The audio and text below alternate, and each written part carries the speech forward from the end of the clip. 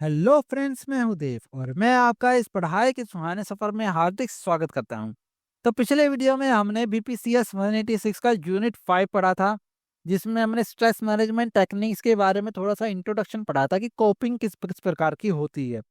अब जो है हम इसके यूनिट 6 पे आ गए हैं, जो कि है हमारा स्ट्रेस मैनेजमेंट टेक्निक्स 1। तो बिना किसी देरी के स्टार्ट करते हैं। तो यहाँ पे हमारा आ जाता है unit 6 stress management technique part 1।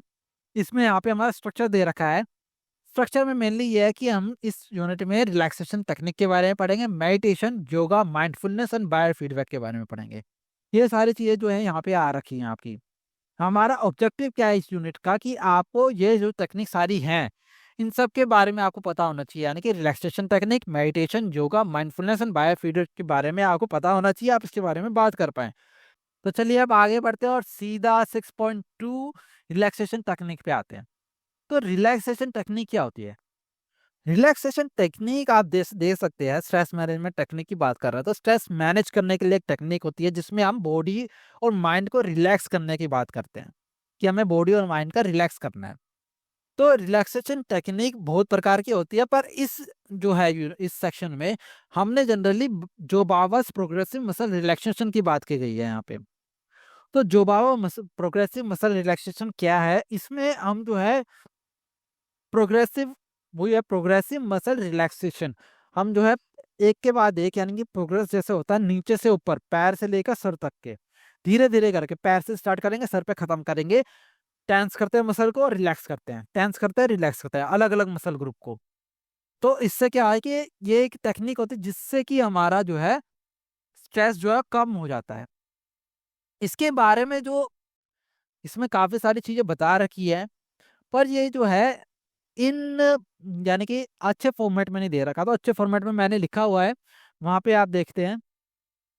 तो यहाँ पे आप देख सकते हैं कि दे रखा है डिस्कस जोबावास मसल प्रोग्रेशन टेक्निक। इसके प्रिंसिपल क्या होते हैं इसके बीच में ये भी बात करेंगे।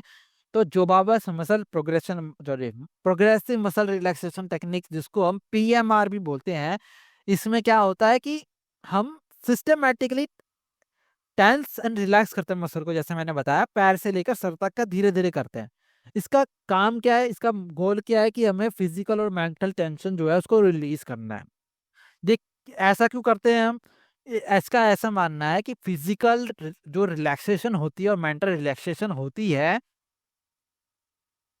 वो इंटर रिलेशन में होती है। यानी कि अगर आपका फिजिकल टेंशन है, जैसे कि हमने पहले पढ़े थे सिम्टम्स ऑफ स्ट्रेस में, कि आपका माइंड टेंस हो रखा है, स्ट्रेस हो रखा है, आपका माइंड टेंस हो रखा है, तो आपकी मसल टेंस हो जाते हैं, क्योंकि आपकी बॉडी जो है वो एकदम कॉन्ट्रैक्ट होने लग जाती है, मसल टेंस हो जाती है क्विकर एक्टिवेशन ऑफ मसल के लिए। तो आपका जो है इसका अपोजिट भी होता है, ये बोल रहे हैं कि अपोजिट भी होता है। आपकी अगर मसल आप ढीला करने करोगे तो आपका माइंड भी रिलैक्स हो जाएगा। तो वही है कि आप मसल रिलैक्स करोगे तो माइंड रिलैक्स होगा। बुक में ये भी बोला गया है कि sympathetic and parasympathetic nervous system होता है। सिंपैथेटिक नर्वस सिस्टम जो होता है वो हम वॉलेंटरी करते हैं, तो हम रिलैक्स कर रहे हैं तो हम सिंपैथेटिक नर्वस सिस्टम का इस्तेमाल कर रहे हैं। जब हमें स्ट्रेस होता है तो पैरासिम्पैथेटिक नर्वस सिस्टम का इस्तेमाल होता है। और ये जो है एक साथ नहीं हो सकते, ये एक दूसरे को कैंसिल आउट करते हैं। तो अगर क्योंकि एक टाइम पे एक हो सकता है, तो अगर आप रिलैक्सेशन कर रहे हो या फिर सिंपैथेटिक नर्वस सिस्टम का इस्तेमाल कर रहे हो तो पैरासिम्पैथेटिक नर्वस सिस्टम यानी कि स्ट्रेस आपका ऑटोमेटिकली कम हो जाएगा। तो ये इसका प्रिंसिपल है। आप चाहे दोनों में से कोई सा भी लिख सकते हैं, पर ये वाला ज्यादा बेटर रहेगा। इससे क्या होता है कि आपका ओवरऑल स्ट्रेस लेवल जो है वो कम हो जाता है। अब इसके स्टेप्स की बात करते हैं कि इससे करते कैसे हैं इसको। तो प्रोग्रेसिव मसल रिलैक्सेशन टेक्निक में क्या करना होता है कि आप जो है सीधे लेट जाइए, find a comfortable position, step 1 है। यानी कि कंफर्टेबल पोजीशन का मतलब है लेट जाओ सीधा एकदम रिलैक्स पोजीशन में जहाँ पे कंफर्टेबल हो। ठीक है, अगर पीठ के बल लेटे होगे ज्यादा बढ़िया है, ऐसे लेट जाओ। उसके बाद में आपको फोकस करना है अपनी ब्रीदिंग के ऊपर, कि धीरे धीरे सांस लेनी है, धीरे धीरे सांस छोड़नी है और दिमाग को शांत करना है। और दिमाग को शांत कर लिया उसके बाद में आपको टेंस और रिलैक्स करना है, यानी कि मसल ग्रुप जो है नीचे टो से लेकर सर तक धीरे धीरे करके 5-10 सेकंड के लिए आपको पहले उसको कॉन्ट्रैक्ट करना है, फिर रिलैक्स करना है 10 सेकंड के लिए। वो ये है कि कॉन्ट्रैक्ट करना है फिर इसको धीरे छोड़ देना है, रिलैक्स करना है। ऐसे करना है आपको अलग अलग मसल ग्रुप को। तो ये और ये रिपीट करना है। तो ये कैसे होगा? जैसे कि आपका फीट है, पैर से स्टार्ट करोगे, फिर काफ पे जाओगे, यानी कि पिंडलियां जिसको बोलते हैं। अगर आपके रीजनल लैंग्वेज में कुछ और बोलते होंगे। तो काफ्स वो नीचे वाला था जो होती है हड्डी, उसके पीछे वाला पिंडली, या फिर काफ, समझ वह सेट कर लेना वरना काफ क्या होती है। थाइस के ऊपर थाइस की मसल, बटक्स, बटक्स के ऊपर अब्डोमिनल की जो मसल्स है उनको कॉन्ट्रैक्ट करना, चेस्ट, बैक, शोल्डर, नेक, फेस। इस जो है इस फॉर्मेट में आपको जो है मसल को कॉन्ट्रैक्ट करना है, रिलैक्स करना है। जब आप ये सारी चीजें कर लोगे, कॉन्ट्रैक्ट और रिलैक्स कर लोगे, उसके बाद में आपको मसल को ढीला छोड़ना है और अपनी बॉडी को स्कैन करना है, यानी कि आपको फील करना है कि आपको कैसा होगा। आपको एकदम से झंझनाहट टाइप की रिलैक्स फील होगा, वो आपको महसूस करना है। तो जब ये आप महसूस करोगे तो इसी स्टेप को जब आप रिपीट करते हो तो यही हमारी जुबाबा मसल रिलैक्सेशन टेक्निक होती है। इससे स्ट्रेस कम होता है। इसके बेनिफिट्स यहाँ पे बताए गए हैं। बेनिफिट्स क्या क्या होते हैं? स्ट्रेस एंजाइटी कम होती है, स्लीप करने में, यानी कि इससे आपकी स्लीप क्वालिटी बढ़ जाती है इससे, अगर रात के टाइम पे करो तो। सुबह के टाइम पे तो जनरली नहीं होगा, पर ओवरऑल हो सकती है, पर ज़्यादा इफेक्टिव कब तब होगी जब रात के टाइम पे करोगे। आपका ब्लड प्रेशर कम हो जाता है, क्योंकि स्ट्रेस की वजह से ब्लड प्रेशर बढ़ जाता है, तो अगर ये करोगे तो आपका ब्लड प्रेशर कम हो जाएगा। आप स्ट्रेस की वजह से कॉन्सेंट्रेशन आपकी कम होती है तो वो बढ़ जाएगी। स्ट्रेस की वजह से आपके जो है वेलबींग के ऊपर खतरा होता है, रिलैक्स नहीं कर पाते, तो ये आपकी रिलैक्सेशन बढ़ा देता है और आपकी वेलबींग अच्छी हो जाती है, यानी कि आपका जीवन जीने का तरीका, वो इसमें इम्प्रूवमेंट आ जाती है। तो चलिए, ये तो हो गया हमारा जो है मसल रिलैक्सेशन टेक्निक। इसके बाद में हमारा चेक योर प्रोग्रेस आ जाता है।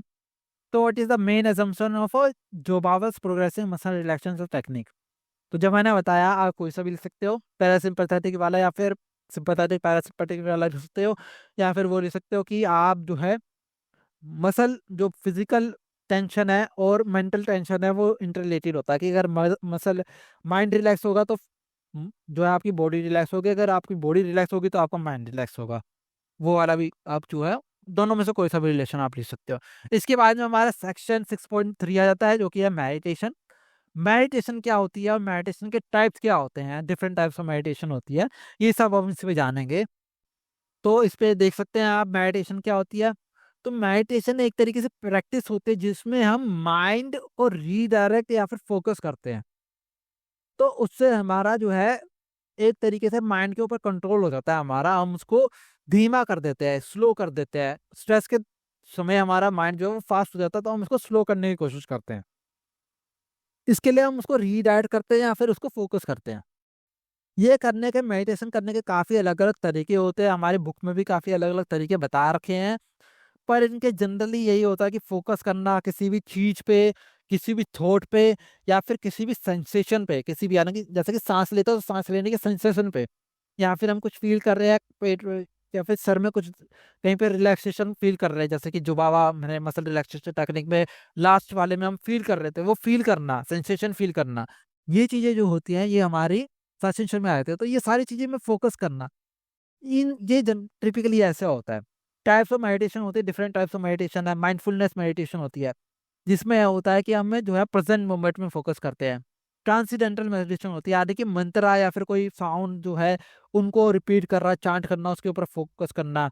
लविंग काइंडनेस मेडिटेशन होती है, यानी कि कंपैशन जो है वो जनरेट करना, काइंडनेस जनरेट करना, कि दूसरों से प्यार करना, कि हम इससे प्यार करते हैं, ऐसे टाइप का, इस बात के ऊपर फोकस करना।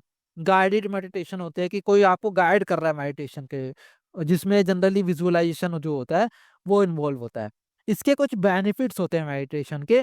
तो वो क्या होता है कि आपका स्ट्रेस एंजाइटी जो है वो डिक्रीज हो जाती है, मेंटल क्लियरिटी बढ़ जाती है, फोकस बढ़ जाता है, इमोशनल वेलबींग अच्छी हो जाती है, स्लीप अच्छे से आती है आपको, आपका जो इम्यून सिस्टम बढ़ता है, वो इनडायरेक्ट जो है बेनिफिट्स है।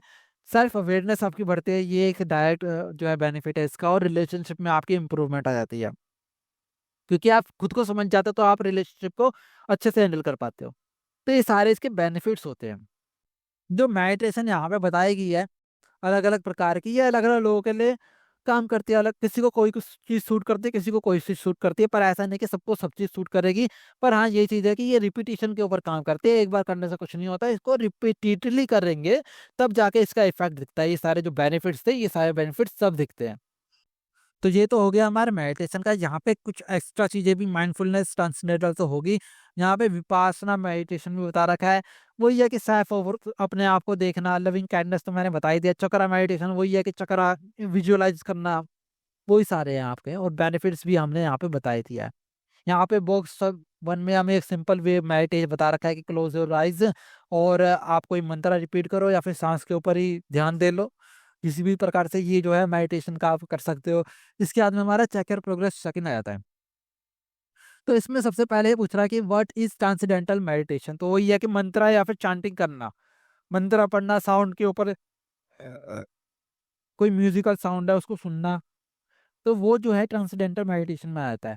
इसके अलावा हमारा जो है what is the benefits of meditation. तो मेडिटेशन के काफी सारे बेनिफिट्स होते हैं, लिस्ट किए थे, एक दो मैं बता देता हूँ अभी। जैसे कि स्ट्रेस का कम हो जाना, आपके इम्यून सिस्टम का बढ़ जाना, और भी चीजें जो है वो यहाँ पे लिख सकते हैं, जैसे कि मैंने बताया था। इसके बाद में हमारा जो है हम आ जाते हैं योगा।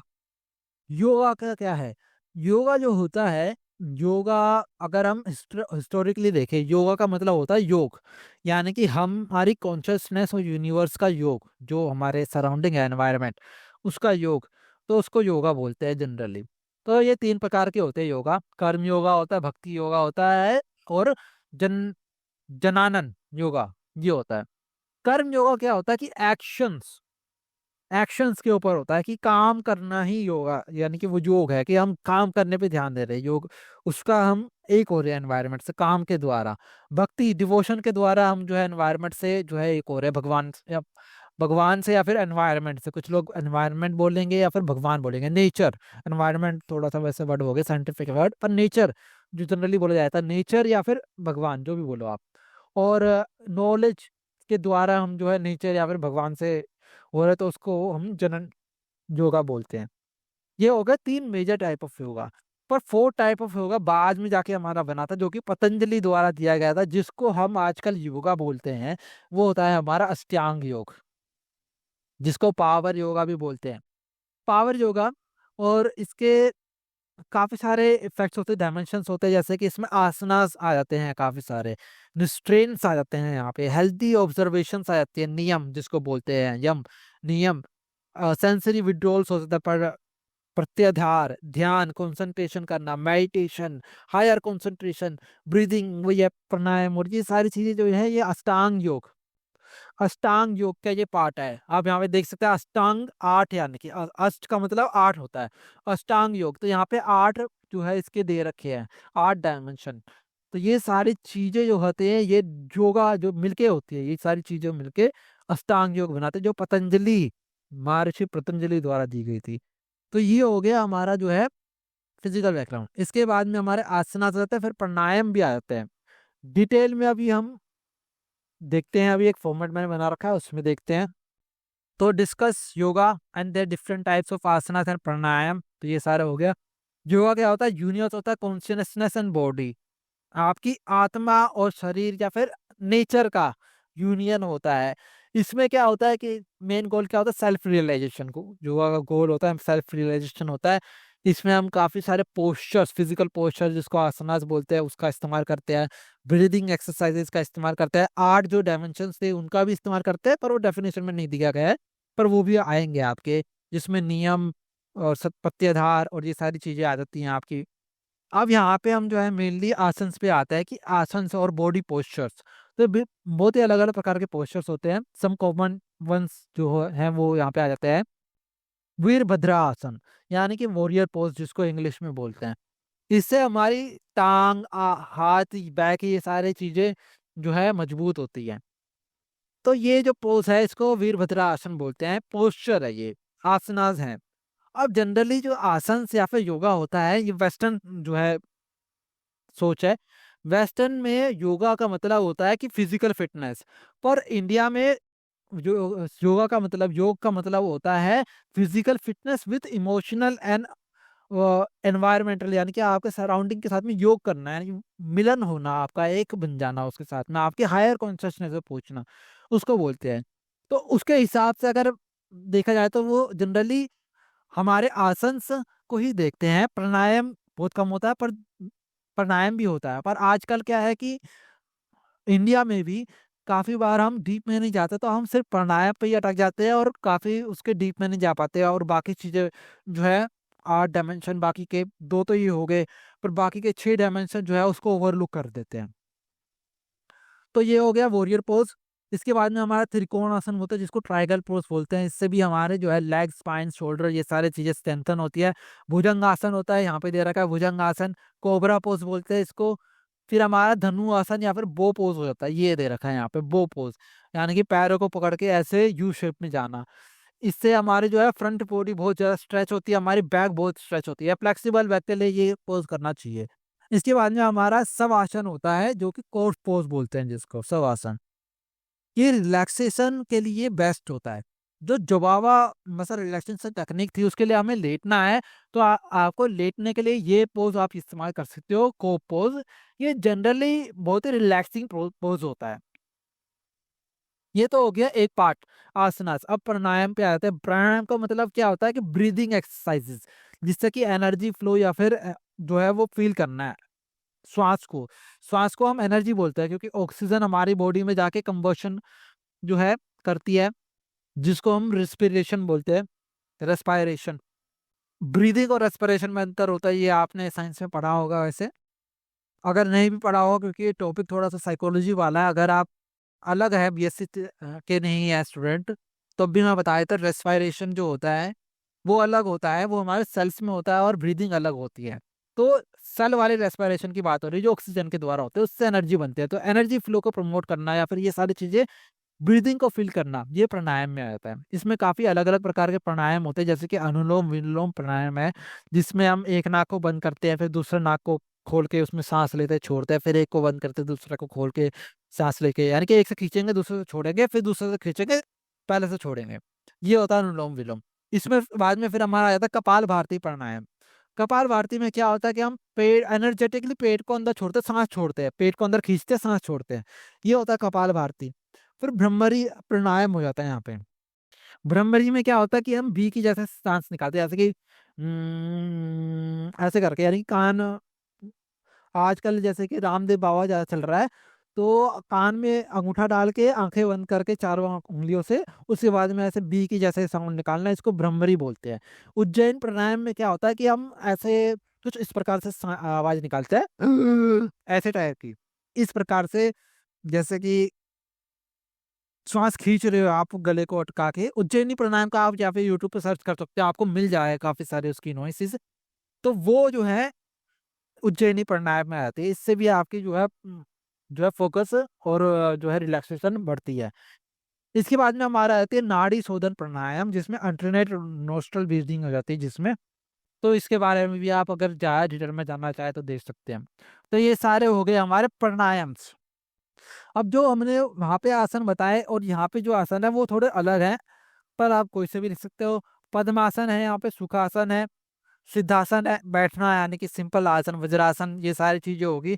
वहां पे जो मैंने बताया है वो थोड़े मॉडर्न या फिर ज्यादा जो देखे जाते हैं आजकल के आसन, वो है त्रिकोण आसन। जैसे कि एक त्रिकोण आसन तो यही था, और भुजंग आसन था, कोबरा पोज, ये थे। और भी उसके अलावा प्राणायाम के बारे में अनुलोम विलोम यहाँ पे बता रखा है, जिसको अल्टरनेट नोस्ट्रल ब्रीदिंग भी बोल सकते हैं।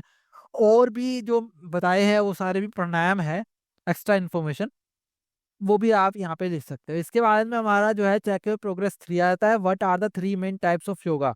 तो 3 में एक टाइप का कर्म योगा होता है, भक्ति योगा होता है, और एक नॉलेज वाला योगा जो भी होता है, वो नाम याद नहीं आ रहा मुझे, पर वो होता है। तो 3 टाइप के मेन योगा होते हैं। चौथा टाइप का जो नया बना था, अष्टांग योग, जो आजकल हम जिसको योगा बोलते हैं, वो योग है वो।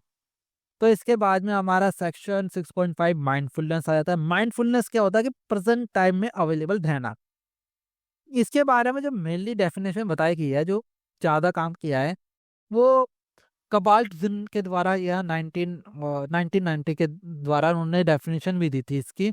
माइंडफुलनेस इन्वॉल्व्स जो है focus, attention, activities, current present situation में आपको जो है ध्यान देना, ओपन माइंडेडनेस रखना, ये सारी नॉन जजमेंटल और ये सारी चीजें प्रैक्टिस करना, ये इनके द्वारा दी गई थी माइंडफुलनेस। और फिर माइंडफुलनेस आज काफी ज्यादा चल रही है। और ये माइंडफुलनेस प्रैक्टिस करना ज़रूरी भी है, क्योंकि आजकल हम क्या है कि मल्टीपल टास्क एक साथ करते हैं। हमें एक टाइम पे एक टास्क करना चाहिए। यही काम जो ये कह रहा है माइंडफुलनेस, कि हमें जो है अभी प्रेज़ेंट टाइम पे फ़ोकस करना है। तो यहाँ पे आप देख सकते हैं माइंडफुलनेस के बारे में।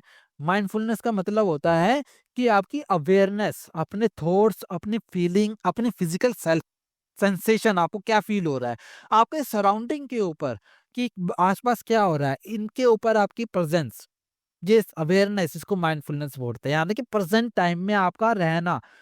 अगर आप कोई चीज कर रहे हो तो उसी चीज में पूरा ध्यान होना आपका। ऐसा नहीं है कि आप कुछ काम कर रहे हो पर आपका ध्यान कहीं हो रही है। एब्सेंट माइंडनेस नहीं चाहिए यहाँ पे। तो वो चीज़ जो है वो माइंडफुलनेस में आती है। ये डिफरेंट टाइप की हो सकती है, डिफरेंट तरीके से हो सकती है डेवलप। जैसे कि मेडिटेशन करोगे उससे हो सकती है, योगा करने से हो सकती है, ब्रीदिंग करने से हो सकती है, माइंडफुलनेस ब्रीदिंग करने से हो सकती है, माइंडफुलनेस ईटिंग भी होता है, उससे भी हो सकती है। यानी कि आपको प्रेजेंट टाइम पे रहना है। इसके की कैरेक्टरिस्टिक्स क्या होता है माइंडफुलनेस के, कि प्रेजेंट मोमेंट अवेयरनेस, अभी जो है वो उस पे ध्यान देना। नॉन जजमेंटल, जो भी हो रहा है वो उसको जज नहीं करना कि अच्छा हो रहा है बुरा हो रहा है। ये जजमेंट नहीं आती, एक्सेप्टेंस आपकी बढ़ जाती है। आप चीज़ों को ज़्यादा आसानी से एक्सेप्ट कर लेते हो। जब आप उसको जज नहीं करते हो कि ये अच्छा है कि बुरा है हमारे लिए, तो आप उसको आसानी से एक्सेप्ट कर पाते हो। आपकी चीज़ों के प्रति ओपननेस बढ़ जाती है। आप चीज़ों को आसानी से छोड़ देते हो, आपकी अटैचमेंट कम होती है, क्योंकि आप प्रेजेंट मोमेंट में रहते हो। कि अब आपको पता है कि आपको प्रेजेंट मोमेंट में रहना, तो आप चीज़ों को छोड़ने की प्रैक्टिस करते हो। कि हमारा ध्यान है, अगर आपको ध्यान आ रहा है यानी कि आप कुछ काम कर रहे हो और आपका ध्यान कहीं और भटक रहा है, यानी कि आप उस चीज से अटैच हो। और जब आप माइंडफुलनेस की प्रैक्टिस करते हो तो आप उस चीज से डिटैच होते हो, जिस चीज पे आपका ध्यान अटका हुआ है। तो आपकी लेटिंग गो या फिर जो है छोड़ने की जो है काबिलियत और क्षमता आपकी बढ़ जाती है। इसके बाद में आपके बेनिफिट्स क्या क्या होते हैं माइंडफुलनेस के, कि आपके स्ट्रेस और एंजाइटी कम हो जाती है, आपकी मेंटल क्लियरिटी बढ़ जाती है, फोकस आपका बहुत ज्यादा बढ़ जाता है इससे। आपकी इमोशनल वेलबींग बहुत ज़्यादा हो जाती है अच्छी। आपकी स्लीप अच्छी हो जाती है, आपके वही है कि इम्यून सिस्टम बढ़ जाता है, अच्छा हो जाता है। और सेल्फ अवेयरनेस होती है आपको माइंडफुलनेस से, क्योंकि आप करंट मोमेंट में रह रहे हो। तो ये सारी चीज़ें माइंडफुलनेस में बेनिफिट्स होते हैं इसके। तो ये सारी चीज़ें होगी माइंडफुलनेस के बारे में। तो माइंडफुलनेस ईटिंग की एक्सरसाइज बोल रहे हैं कि आजकल जो है हम काफ़ी ज़्यादा एंगेज करते हैं मोबाइल फ़ोन या फिर टीवी में, खाते समय भी टीवी देख रहे हैं। तो एक प्रैक्टिस करो माइंडफुलनेस की, माइंडफुलनेस ईटिंग, कि आपसे जो भी खाओगे तो सिर्फ खाना खाओगे, mobile phone, social media, TV, ये सारी चीज़ें नहीं होगी। आप जो खाओगे उसका स्वाद पे ध्यान दोगे, उसके टेक्सचर पे ध्यान दोगे, उसके स्मेल पे, उसके कलर पे ध्यान दोगे, चबाने की सेंसेशन पे ध्यान दोगे, उसका कैसा आ रही है अच्छा लग रहा है, बहुत बढ़िया स्वाद आ रहा है, ये सारी चीज़ों पे ध्यान दोगे आप। और एक और प्रैक्टिस यहाँ पे दे रखी है, जैसे कि माइंडफुलनेस ब्रीदिंग है जो, वो सारी चीज़ें आपकी हो सकती है। इसके बाद में हमारी चेक योर प्रोग्रेस 4 आ जाती है। चेक योर प्रोग्रेस में आपका आया था व्हाट इज माइंडफुलनेस, माइंडफुलनेस क्या है वो बता दिया है। What is the main characteristics of mindfulness according to Kabat Zinn. तो यही था कि कबार्ड जिन यहाँ पे हो गया, कबार्ड जिन, इनके द्वारा जो है उसकी कैरेक्टरिस्टिक्स क्या थी। तो कैरेक्टरिस्टिक्स यहाँ पे बता रखी है, नॉन जजमेंटल, कल्टिवेटिंग प्रैक्टिसेस, या फिर open minded and having trust and non judgmental, striving acceptance and letting go, ये सारी चीजें वो हमने अलग से भी बताई है। पर कबाड़ जिंक का अगर यहाँ से दोगे तो यहाँ से भी दे सकते हैं, आपकी मर्जी है। तो चलिए आगे बढ़ते हैं। अब इसके बाद में हमारा सेक्शन 6.6 बायो फीडबैक आ जाता है। बायो फीडबैक का मतलब क्या है, कि बायो फीडबैक, बायो यानी कि हमारा शरीर, फिजिकल, हमारा शरीर जो है, और फीडबैक का मतलब है कि हमें वापस इंफॉर्मेशन मिलना। तो हमारे इसका कहने का मतलब क्या है, कि जब भी हमें स्ट्रेस हो है तो हमारे काफी सारे फिजिकल सिम्टम्स होते हैं, जो कि हमने पहले पढ़े थे, जो कि होते हैं। हमें जो है हमारा शरीर बताता है कि हमें तुम्हें स्ट्रेस हो रहा है, पर हमें पता नहीं चलता। तो इसमें हम क्या करते हैं कि हम इंस्ट्रूमेंट का इस्तेमाल करते हैं, जिसकी वजह से हमें जो है एक सेंसरी फीलिंग होती है, आवाज के द्वारा या फिर दिखने के द्वारा, कोई विजुअल क्यूज के द्वारा, किसी भी तरीके से हमें पता चल जाता है कि हमारा ब्लड प्रेशर या फिर वो सारी चीजें बढ़ रही हैं, जिसकी जिसकी वजह से हम जो है अवेयर हो जाते हैं स्ट्रेस के प्रति। तो फिर हम जो है स्ट्रेस को अच्छे से झेल पाते हैं, हम क्विकली उसके ऊपर एक्शन ले पाते हैं स्ट्रेस को झेलने के लिए। तो यही जो है हमारा बायो फीडबैक में आता है। एक बार डिटेल में एक बार देख लेते हैं इसको। तो बायो फीडबैक में आप देख सकते हैं, बायो फीडबैक क्या होती है, एक टेक्निक होती है जिसमें हम इलेक्ट्रॉनिक डिवाइसेस जो कि मॉनिटर करते हैं हमारे फिजिकल फंक्शंस को, उसको लगा देते हैं, जैसे कि हार्ट रेट, मसल टेंशन होगी, ये सारी चीजें, स्क्रीन का टेम्परेचर, ब्रेन वेव्स, ये सारी चीजें हो सकती है, इनमें से कोई सी भी चीज हो सकती है। और ये जो चीजें होती है, डिवाइसेज जो होते हैं, रियल टाइम फीडबैक देते हैं, यानी कि जैसे ही आपका स्ट्रेस के रिलेटेड जो हार्ट रेट बढ़ गया, जिससे हम बोलेंगे कि यानी कि हार्ट रेट बढ़ा, तो हार्ट रेट तो आपके एक्सरसाइज से भी बढ़ सकता है, पर स्ट्रेस के प्रति जब स्ट्रेस होता है तो अलग तरीके से हार्ट रेट बढ़ता है।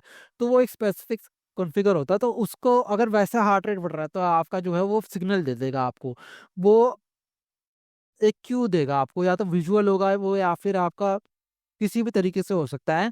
तो उसके बाद में आपको पता चला है कि हमें स्ट्रेस हो रहा है, तो आप जो है उस स्ट्रेस को डील करने के लिए आपके साइकोलॉजिस्ट या फिर आपके डॉक्टर, किसी ने भी आपको बताया हो कि आपको क्या करना है, तो आप कुछ रिलैक्सेशन टेक्निक का इस्तेमाल कर सकते हो कि उस स्ट्रेस को कम करने के लिए। तो आपको ये भी पता चला है कि किस किस चीज़ों से हमें स्ट्रेस होता है, क्योंकि आपको रियल टाइम में पता चल रहा है। आप यहाँ पे गए, आप पता चला कि आपको घर से बाहर गए, आपका एकदम स्ट्रेस हो गया, आपको वैसे पता नहीं चल रहा पर आपको स्ट्रेस हो रहा है, तो आपको वो पता चल जाएगा कि हमें यार घर के बाहर निकलने में स्ट्रेस हो जाता है। तो आप उसका अवेयर हो गए, फिर आप उसका अलग अलग तरीके से जो है उसको डील कर सकते हो, चाहे आप कोग्निटिव जो रिस्ट्रक्चरिंग से आप उसको डील कर सकते हैं, या फिर अलग अलग तरीके जो भी हैं उनसे आप डील कर सकते हो उसको। ओ सॉरी, कोग्निटिव रिस्ट्रक्चरिंग तो बाद में आया, मैं आगे का कॉन्सेप्ट बता दिया। तो वही है कि आप यानी कि मेंटली आप उसको क्लियर कर रहे हो कि भैया ऐसा नहीं है, मेंटली दिमाग में बना रहे हो उसको। तो उसके बाद में हमारा यहाँ पे दे रखा कि बायो फीडबैक काम कैसे करता है। तो मॉनिटरिंग होती है, सेंसर जो है हमारे बॉडी के फिजियोलॉजिकल जो होते हैं चेंजेस उसको मॉनिटर करते हैं। उसके बाद में जैसे ही वो चेंजेस स्ट्रेस को इंडिकेट करते हैं तो वो फीडबैक देते हैं, किसी भी तरीके से डिस्प्ले कर सकते हैं, विजुअल हो सकता है या फिर ऑडिटरी सिग्नल हो सकता है।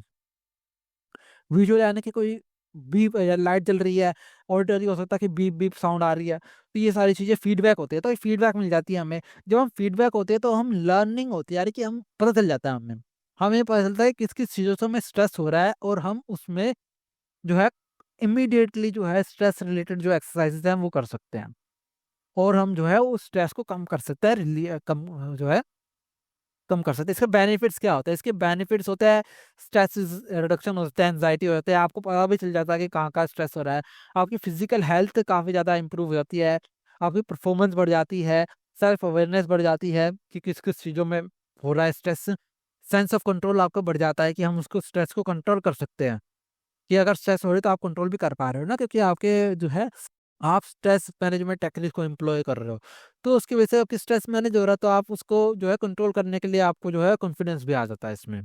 तो स्ट्रेस बायो फीडबैक जो होता है, इसके जो है ये मेनली उनके लिए काम ज़्यादा करता है जो कि स्ट्रगल करते हैं स्ट्रेस मैनेज करने से, यानी कि उनको स्ट्रेस मैनेज नहीं हो पाता और उनको जो है फिजिकल सिम्टम्स ज़्यादा होते हैं, जैसे कि हार्ट अटैक, हार्ट अटैक बोलते हैं मैंने, headaches, muscle tension, digestive problem जिनको होती है उनके लिए ज़्यादा काम कर सकता है कि वो इनको अवॉइड कर सकते हैं। या फिर ऐसा भी होता है जिनको बीपी या फिर ब्लड प्रेशर जो है उनकी प्रॉब्लम हो सकती है, या फिर हार्ट अटैक की जिनको प्रॉब्लम होती है, जो इनको बोलते हैं कि टेंशन नहीं लेना, स्ट्रेस नहीं लेना, तो उनके लिए ये ज़्यादा इफेक्टिव है कि उनके लिए तो लाइफ ही बच सकती है इसके द्वारा। तो ये जो है बायो फीडबैक का हो गया यहाँ पे। तो चलिए, ये तो हो गया हमारा बायो फीडबैक यहाँ पे खत्म। इसके बाद में हमारा आता है चेक योर प्रोग्रेस 5। तो चेक योर प्रोग्रेस 5 में हमारा जो पहला क्वेश्चन आता है, व्हाट इज बायो फीडबैक। तो बायो फीडबैक के बारे में मैंने आपको डिटेल में बता दिया, बायो फीडबैक क्या होता है, कैसे काम करता है, उसके बेनिफिट्स क्या हैं, ये सारी चीजें मैंने बताई थी। इसके बाद में हमारा लेटेस्ट सम अप आ जाता है, यानी कि समरी है, सारी चीजें आपकी मसल प्रोग्रेशन के ऊपर था सबसे पहले, फिर मेडिटेशन के ऊपर आ गया आपका, फिर आपका योगा के ऊपर आ गया जिसमें विपासना आसन और हमारा जो है प्राणायाम, ये दो मेन बात की थी हमने। उसके बाद में हमारा जो है माइंडफुलनेस के ऊपर आए थे हम, और फिर लास्टली हम जो है बायो फीडबैक के ऊपर आए थे। तो ये सारी चीजें यहाँ पे हमने पढ़ी। इसके बाद में हमारे कुछ कीवर्ड्स हैं बायो फीडबैक के रिलेटेड है, मेडिटेशन से रिलेटेड है, माइंडफुलनेस है, योगा है, योगा क्या होती है, वही सारी चीजें। डेफिनेशन मैंने आपको बता ही रखी है, चेक योर प्रोग्रेस है। और हम जो है सीधा अब यूनिट एंड क्वेश्चन पे आते हैं। यूनिट एंड क्वेश्चन पे ये क्वेश्चन मेन है, ये सारे क्वेश्चन आपको आने चाहिए, इसमें जनरली कॉम्बिनेशन ही आते हैं, एक दो के कॉम्बिनेशन करके आएंगे आपको, और आपको उसका आंसर देना पड़ेगा। तो यही आएंगे, पर discuss in detail relaxation technique के मेनली यहाँ पे जुबावा जो है मसल रिलैक्सेशन टेक्निक, उसी की बात हो रही है। उसके बाद में हमारा जो है सेक्शन क्वेश्चन 2 है, explain different types of meditation. तो मेडिटेशन क्या होती है, डिफरेंट टाइप्स ऑफ मेडिटेशन क्या होती है, वो सारी चीज़ें यहाँ पे आ जाएंगी आपकी। इसके बाद में हमारा discuss details of yoga, different types of आसन इन योगा। तो योगा के बारे में आप वैसे भी बता सकते हो, कर्म योगा होता है और आपका भक्ति योगा होता है, और एक नन्हे योगा था शायद से, जो नॉलेज वाला योगा होता है जिसमें ज्ञान लेते हैं, तो वो योगा होता है। और एक एक्स्ट्रा होता है हमारा जिसको आजकल हम योगा बोलते हैं, अष्टांग योग। तो वो सारी चीज़ें आप यहाँ पे बता सकते हो। फिर डिफरेंट आसन के बारे में और प्राणायाम के बारे में भी यहाँ पे बता सकते हो। जनरली आसन के बारे में पूछा जाता है, योगा के बारे में पूछा जाता है। उसके बाद में आता है डिस्कस माइंडफुलनेस। माइंडफुलनेस के बारे में आपको जो भी है बताया अभी, वो सारी चीज़ें आ जाएंगी यहाँ पे। Explain bio feedback as a technique of stress management. Bio feedback के बारे में बताया कि बायो का फीड यानी कि बायोलॉजिकली जो हमारे फिजियोलॉजिकल चेंजेस होते हैं उसके इमीडिएट फीडबैक मिलता है, ताकि हम जो है स्ट्रेस मैनेजमेंट टेक्निक इमीडिएटली जो है एम्प्लॉय कर पाए और जिसकी वजह से स्ट्रेस कम हो। तो यहाँ पे जो है हमारा यूनिट 6 खत्म होता है। इसके बाद में हमारा आ जाता है यूनिट 7, जो कि है स्ट्रेस मैनेजमेंट टेक्निक सेकेंड। तो फर्स्ट हो गया, सेकंड हो गया, अभी थर्ड और है फिर एट्थ में। तो आज के लिए इतना ही। यूनिट 7 हम अगली बार पढ़ेंगे। तो अगर आपको वीडियो अच्छी लगी हो तो कमेंट सेक्शन में जरूर बताना, और मिलते हैं फिर अगली वीडियो में। तब तक के लिए टेक केयर, बाय बाय।